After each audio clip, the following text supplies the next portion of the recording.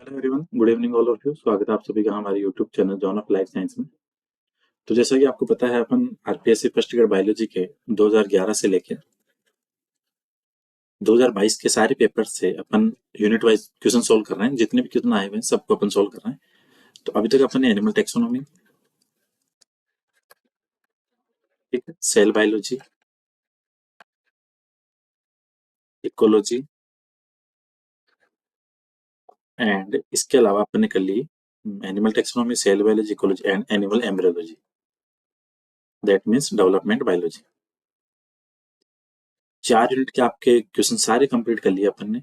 पूरे के पूरे क्वेश्चन, एक एक क्वेश्चन को अपने एनालिसिस किया है। अगर बाई चांस कोई क्वेश्चन मेरे नजर से रह गया हो, तो जिसने भी वीडियो वगैरह देखे हो और जिसके माइंड में हो कि कोई क्वेश्चन रह गया, तो मुझे एक बार मैसेज कर देना, बता देना कि मैंने मेरी तरफ से सारे क्वेश्चन सोल्व किए हैं। बट मे भी अगर कोई बाई मिस्टेक रह गया हो तो उसका मुझे आइडिया नहीं, तो उसका मुझे बता देना। अभी अपन स्टार्ट कर रहे हैं ह्यूमन फिजियोलॉजी के क्वेश्चन। ये सबसे इंपॉर्टेंट यूनिट है, ठीक है। अगर बायोलॉजी के अंदर अगर किसी को सिलेक्शन लेना होता है, तो उसके मान के चलो कि एक तो एनिमल टेक्सोनॉमी के क्वेश्चंस ऑलमोस्ट सही होने चाहिए, क्योंकि यहाँ से क्वेश्चन आपके 15 के समथिंग आ जाते हैं। ह्यूमन फिजियोलॉजी के अच्छे क्वेश्चन आते हैं, क्योंकि ये 2-3 यूनिट ऐसी है जहाँ से आपके सिलेक्शन के चांसेस बहुत ज्यादा हाई हो जाते हैं। और अगर आप इन यूनिट से क्वेश्चन गलत करते हो, तो दैट मीन्स सिलेक्शन वाली पेरिफेरी काफी दूर हो जाती है। तो उसके अकॉर्डिंग ये यूनिट काफी इंपॉर्टेंट है। तो जिन्होंने पहले वाली वीडियो नहीं देखी, एक बार आप animal taxonomy, cell biology, ecology and animal embryology के प्लेलिस्ट बनी हुई है अपनी आरपीएससी बायोलॉजी पीवाईक्यू के नाम से, आरपीएससी पीवाईक्यू बायोलॉजी के नाम से। उस पर जाके आप देख लेना, ठीक है। और अगर किसी भी टाइप का कोई डाउट हो, कुछ सजेशन हो, कुछ भी बोलना हो, तो आप मुझे बेझिझक मैसेज कर सकते हो। जो भी आपको बताना हो, अगर कोई क्वेश्चन रह गया हो या फिर कुछ और कुछ ऐड करना हो, तो मुझे बता देना, ठीक है। तो आज अपन स्टार्ट करते हैं एनिमल फिजियोलॉजी। 2011 वाले पेपर से स्टार्ट करते हैं। 7 नंबर का क्वेश्चन है, the cell secreting histamine. Histamine कौन सी सेल सीक्रेट करती है? तो आपके यहाँ से जो मास्ट मास्ट सेल है, जो एक तरीके का ग्रेनुलोसाइट है, ठीक है। ये क्या, एक तरह की ग्रेनुलोसाइट है, और ये सीक्रेट करती है आपकी एक तो हिस्टामिन और एक हिपेरिन। और ये दोनों के दोनों क्या होते हैं आपके एंटीकोगुलेंट, ऐसे काम करेंगे एंटीकोगुलेंट एक्टिविटी की तरफ। एंटीकोगुलेंट एक्टिविटी, सो 7 का right answer option number 2, that is mast cell secreting histamine. So right answer option number 2। इसके बाद में अगला क्वेश्चन आपका 16 नंबर का क्वेश्चन, मैंने सारे कवर कर लिए हैं। अगर बाई चांस कोई रह गया हो तो मुझे बता देना। देखो, ये है रेस्पिरेशन से रिलेटेड, और तो आप जो रेस्पिरेशन के जो वॉल्यूम होते हैं वो मैंने वीडियो डाला हुआ है, उसमें जाके आप देख लेना। टाइडल वॉल्यूम कितना होता है, आईआरबी कितना है, ईआरबी कितना है, आरबी कितना है, ठीक है, टीएलसी कितनी है, ये सारी चीजें मैंने वहां पे डाली है, तो देख लेना। तो यहाँ पूछा टाइडल वॉल्यूम, तो टाइडल वॉल्यूम होती है आपकी 500 ml, ठीक है। सिंपल सिंपल से बातें ध्यान रखना। और जैसे आईआरबी होती है, वो होती है आपके अप्रोक्सीमेटली 2500 से लेके 3000 ml तक। ईआरबी होती है, वो होती है आपके 1000 से लेके 1100 तक, वैल्यू की बात करें। और जो आरबी होती है, वो होती है आपके 1100 से लेके 1200 तक। तो इनका वीडियो मैंने डाल रखा है, एक बार आप उनको देख लेना, काफी इंपॉर्टेंट रहेगा आपके लिए। तो यहाँ पूछा टाइडल वॉल्यूम, तो टाइडल वॉल्यूम होती है आपके 500 ml। अगला क्वेश्चन आपके 22 नंबर का, salient feature of bile juice. तो डाइजेशन के अंदर जो अपने बाइल जूस पढ़ते हैं, इसका सबसे यूनिक फीचर एक ये मान के चलो कि इसके पास में एंजाइम नहीं होता, लेक एंजाइम। इसके पास में किसी भी टाइप का कोई एंजाइम नहीं होता। और ये आरपीएससी का बहुत फेवरेट क्वेश्चन है, काफी बार आ गया एग्जाम में। तो देखो, ट्रिप्सिन है, एसिडिक है, लाइपेज है, ये सारी चीजें इसके अंदर आपको मिलेगी मिक्सर में, लेकिन जो एंजाइम है वो इसके अंदर बिल्कुल नहीं मिलेंगे। So it is without enzyme. So right answer option number 1, ठीक है। आपके बाइल जूस के पास में क्या नहीं होता, सबसे यूनिक फीचर इसका, इसके पास में एंजाइम नहीं होता। Right answer option number 1। Podocyte cell are found in, तो पोडोसाइट सेल पहले ध्यान रखो किडनी के अंदर होगी। और किडनी के अंदर भी क्या होता है, जो आपको ग्लोमेरुलस होता है उसके चारों तरफ होगी। ग्लोमेरुलस के चारों तरफ रेप होता है इसका। और जो पोडोसाइट सेल है, ये एपिथेलियल लाइनिंग बनाती है किसके चारों तरफ, एपिथेलियल लाइनिंग किसके चारों तरफ बनाएगी, बॉमन कैप्सूल के चारों।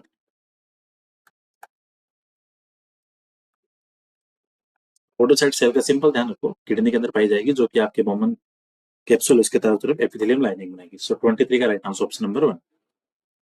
Pneumotaxic centre is found in, तो ये जो आपका ब्रेन का कौन सा एरिया है वो आपको मिलेगा न्यूमोटेक्सिक सेंटर। और ये किससे रेगुलेशन करता है, ये रेस्पिरेशन को रेगुलेट करता है, रेस्पिरेशन रेगुलेशन। तो आपको ध्यान रखना है न्यूमोटेक्सिक सेंटर कहाँ पाया जाएगा, कौन से में, और रिलेटेड आपके रेस्पिरेशन से। अगला क्वेश्चन है 29, ऑक्जेंटिक सेल सीक्रेट। तो डाइजेशन के अंदर अपन जैसे पढ़ते हैं, ऑक्जेंटिक सेल होती है वो करती है आपकी हाइड्रोक्लोरिक अम्ल का सीक्रेशन। ठीक है, तो राइट आंसर ऑप्शन नंबर 3, जो कि आपके इनएक्टिव एंजाइम उनको एक्टिव में कन्वर्ट करता है। सो ऑक्जेंटिक सेल सीक्रेट हाइड्रोक्लोरिक अम्ल in stomach. Right answer option number 3।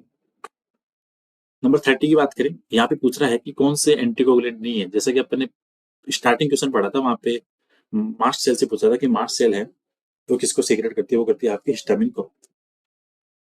तो ये पूछ रहा है यहाँ पे which of the following are anticoagulant. Anticoagulant यहाँ पे पूछ रहा है, तो आपके एक तो हेपेरिन है और एक हो गया आपके हिरुडिन। ठीक है, तो राइट आंसर क्या होगा आपका, heparin and histamine both are working like anticoagulant. So A और बी विल बी करेक्ट। और आपका थर्ड ऑप्शन क्या होगा, सही हो जाएगा। एक सेकंड,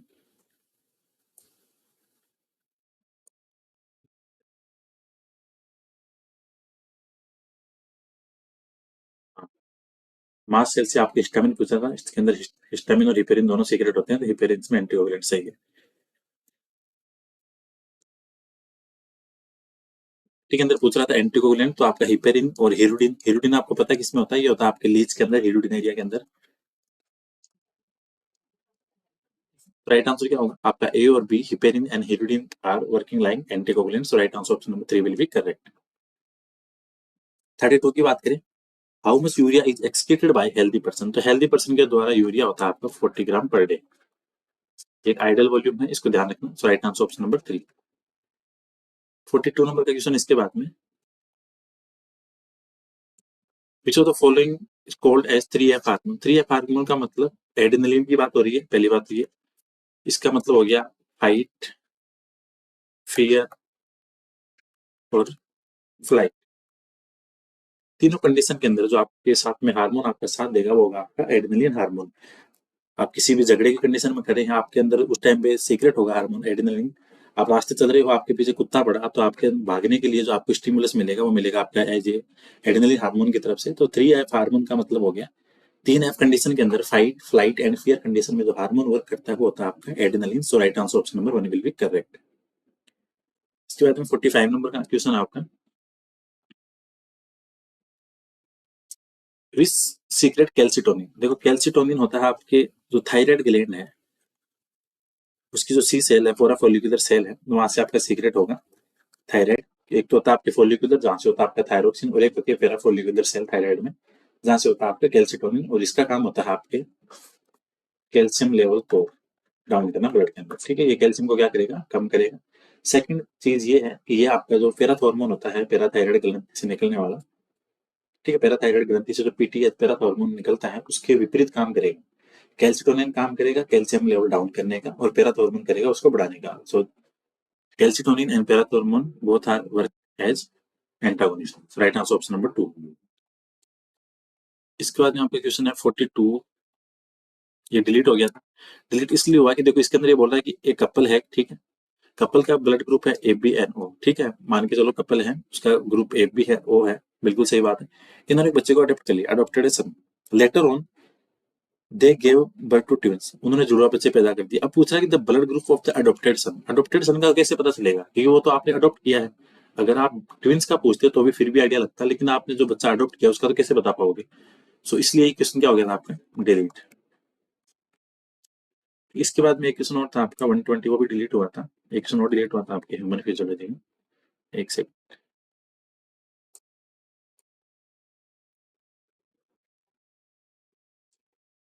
ठीक है, था जाइमोजन वाला। जाइमोजन क्या है, देखो यहाँ पे इसके एक तो इनएक्टिव है और एक ये प्रिकर्सर है प्रोटियोलाइटिक एंजाइम का, तो इसलिए यहाँ पे दो ऑप्शन करेक्ट हो सकते थे, इसलिए आरपीएस ने इसको क्या किया, डिलीट। इसके बाद हम पे चलते 2013 वाले पेपर में। पहले क्वेश्चन काफी डिलीट हो रखे थे आपके हर पेपर के अंदर।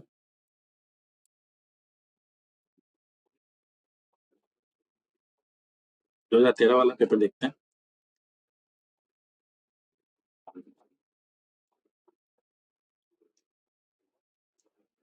ये देखो, mast cell secreting. Mast cell क्या सीक्रेट करेगी, तो मास्ट सेल से जो सीक्रेट होगा वो हेपेरिन। तो अपने पहले के पेपर में पढ़ा था कि मास्ट सेल सीक्रेट करती है एक हेपेरिन और एक हिस्टामिन।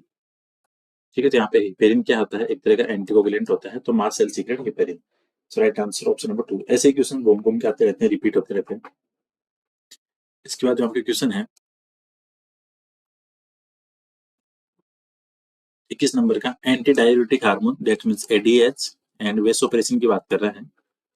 तो ये रिलीज होगा आपके पोस्टीरियर पिट्यूटरी से।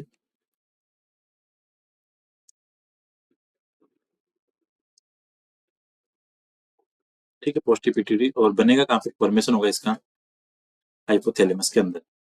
हाइपोथैलेमस के अंदर so neurosecretory cells of hypothalamus will be synthesis anti diuretic hormone ADH and vasopressin, और इसका काम क्या होता है, वाटर रीअब्जॉर्प्शन का। सो किसका right answer option number 4। Question number 22 है, ड्यूरिंग रिलैक्सेशन ऑफ मसल, ठीक है, मसल्स के शिथिलन के टाइम पे, आराम के टाइम पे, the ions pumped back into the sarcoplasmic reticulum. तो रिलैक्सेशन की कंडीशन के अंदर जो सार्कोप्लाज्म के अंदर आयन आएगा वो आएगा आपका कैल्शियम। ठीक है, तो right answer option number 1 will be correct. इसके बाद में आपका आंसर है, क्वेश्चन नंबर है 23 नंबर का क्वेश्चन है, the pH in healthy human. आपको एक तो स्टोमक की पूछी है, तो स्टोमक की होती है आपकी एसिडिक। ठीक है, यहाँ पे आपको एसिडिक एनवायरनमेंट मिलेगा, और इंटेस्टाइन होगी वहां पे होगी alkaline. So right answer option number 1। ये 24 नंबर का क्वेश्चन है, the cell secrete lager and cell secrete gastrin. तो ये डिलीट हो गया था, अब इसके अंदर कोई ऑप्शन सही बैठ नहीं रहा। तो 24 नंबर का क्वेश्चन डिलीट था। 25 नंबर है, in Krebs cycle 6 carbon compound is formed by combination of acetyl coenzyme A. तो देखो, पहली बात तो ये है कि आपके ग्लाइकोलाइसिस गेटवे से फिर आपके एसिटाइल कोएंजाइम ए आया। ठीक है, इसके साथ में मिलता है आपका ऑक्जेलो एसिटिक एसिड, जो है आपके 4 कंपाउंड का। तो 2 का ये हो गया, 4 का ये हो गया, अब ये दोनों मिलकर बनाते हैं 6 कंपाउंड का। 6 कंपाउंड हो गया यहाँ पे सिट्रिक एसिड। ऑक्जेलिक एसिड मिलेगा आपके किसके साथ में, ऑक्जेलिक एसिटिक एसिड। ठीक है, एसिटाइल कोएंजाइम ए और ऑक्जेलो एसिटिक एसिड मिलकर बनाएंगे क्या, सिट्रिक एसिड। सो यहाँ पे कॉम्बिनेशन किसके साथ में जाएगा, ऑक्जेलो एसिटिक एसिड का। सो राइट आंसर ऑप्शन नंबर 2। इसके बाद में आपके क्वेश्चन है 26, mammals have ability to produce concentrated urine। concentrated urine है वो कहाँ होगा, जो सारी एक्टिविटी होगी होगी आपके हेनले लूप के अंदर, वासारेट और हेनले लूप के अंदर। तो राइट आंसर ऑप्शन नंबर 2। जो काउंटर करंट मैकेनिज्म है वो कहाँ पे, हेनले लूप के अंदर। 26 का आंसर होगा ऑप्शन नंबर 3। इसके बाद क्वेश्चन है 42,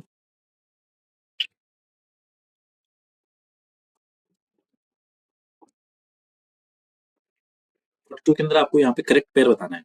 तो ब्लाइंडनेस का कॉर्पस कॉर्पस कैलोसम के साथ में कोई रिलेशन नहीं है, तो एक तो यहाँ से आप गलत कर दो। ठीक है, साइजोफ्रेनिया है, साइजोफ्रेनिया का ब्रोकास एरिया नहीं होता, वो होता आपके टेम्पोरल और प्री फ्रंटल। टेम्पोरल और प्री फ्रंटल। ठीक है, पार्किंसन आपके एक न्यूरो डिजीज है जो आपके रिलेटेड होगी ब्रेन के साथ में, तो इसलिए आपका Parkinson disease defect of brain, ये ऑप्शन सही है, बाकी सारे गलत। 43 की बात करें, ईसीजी के अंदर आपको पता ही है, आपके एक तो पी वेव मिलेगी आपको देखने को, एक क्यूआरएस होगी और एक टी वेव होगी। ईसीजी के अंदर जो 4 आपको जो 3 जो इंपॉर्टेंट जो पी क्यूआरएस और टी जो वेव मिलती है इसके अंदर, तो राइट आंसर होगा आपका ऑप्शन नंबर 2। जैसे पी का काम होता है आपके एट्रियल डिपोलराइजेशन का। ठीक है, जैसे टी का काम हो गया आपके वेंट्रिकुलर रिपोलराइजेशन का, तो ये इंपॉर्टेंट रहता है, यहाँ से भी क्वेश्चन आता है। ठीक है, पी का हो गया एट्रियल रिपोलराइजेशन, टी का हो गया वेंट्रिकुलर रिपोलराइजेशन, और क्यूआरएस का होता है आपके वेंट्रिकुलर, एक सेकेंड, वेंट्रिकुलर रिपोलराइजेशन। तो ये इंपॉर्टेंट है, पी का पूछते हैं, क्यूआरएस का और टी का, ये इंपॉर्टेंट है, 3 वेव से ज्यादा पूछते हैं क्वेश्चन। तो इसी के अंदर हो गया आपको क्या, इलेक्ट्रोकार्डियोग्राम में पी क्यूआरएस टी वेव। तो राइट आंसर ऑप्शन नंबर 43 का option number 2 will be correct. के बाद में आ रहा आपको 44, hyper secretion of growth hormone. ठीक है, बात हो रही है जीएच की।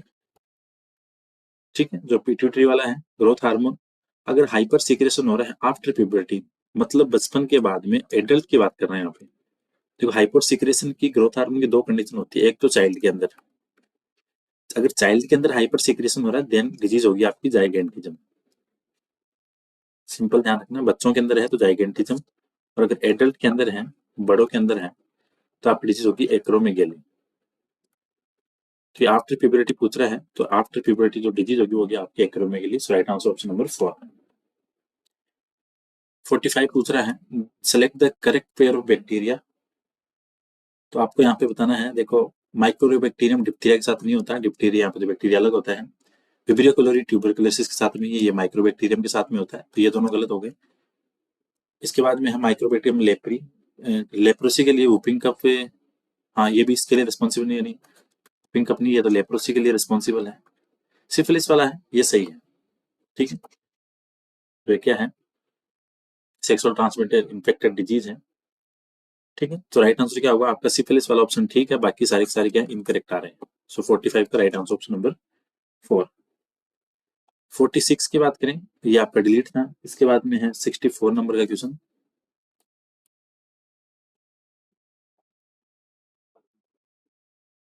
ये देखो, which of following is not infection disease. Infection से कौन सी नहीं फैलेगी, संक्रमण से। देखो खांसी हो सकती है, टीबी हो सकती है, स्वाइन फ्लू हो सकता है, ये सारी की सारी आप खांसने से एक दूसरे से फैल जाएगी, लेकिन कैंसर ऐसे नहीं फैलेगी। कैंसर कैसे होती है, अनकंट्रोल्ड, अनकंट्रोल्ड माइटोसिस से। For correct answer option number 1। इसके बाद में क्वेश्चन आता है आपका 101 नंबर का।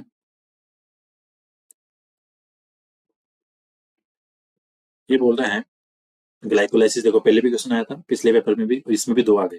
विच of the following molecules connect glycolysis and Krebs circle. देखो ग्लाइकोलाइसिस पायरुविक एसिड के बाद में गेटवे में जाके बनता है आपका एसिटाइल कोएंजाइम ए, और यही जाता है आपका क्रेब्स साइकिल के अंदर, टीसीए के अंदर। सो राइट आंसर ऑप्शन नंबर 1।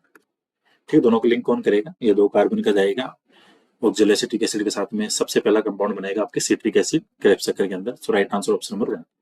तो ये थे आपके इंपॉर्टेंट क्वेश्चन ह्यूमन फिजियोलॉजी के 2011 और 13 वाले पेपर के। फिर इसके बाद में आपके 3 पेपर के क्वेश्चन और बचते हैं, अभी उनको सोल्व करेंगे बाद में अगले वीडियो के अंदर। तो ये इंपॉर्टेंट आपके ह्यूमन फिजियोलॉजी के क्वेश्चन हो गए, 3 3 6 9 3 12 21 22 क्वेश्चन हो गए। ये तो 2 पेपर के, अभी 3 पेपर के बाकी हुआ। तो अगर ये क्वेश्चन प्रैक्टिस आप वीडियो सारे देख लोगे तो आपके हर एग्जाम के लिए इंपॉर्टेंट रहेगा, क्योंकि आपकी अल्टीमेटली एक तरह से क्वेश्चन प्रैक्टिस हो जाएगी। और थ्योरी के साथ साथ क्वेश्चन प्रैक्टिस करना सबसे इंपॉर्टेंट होता है। सो वीडियो को देखना, लाइक करना, शेयर करना। कोई सजेशन हो तो मुझे आप बता देना। टेलीग्राम पे भी पर्सनल नंबर भी दिए हुए हैं, वहाँ पे बता देना। ठीक है, so thank you so much for watching this video. मिलते हैं नेक्स्ट क्लास में।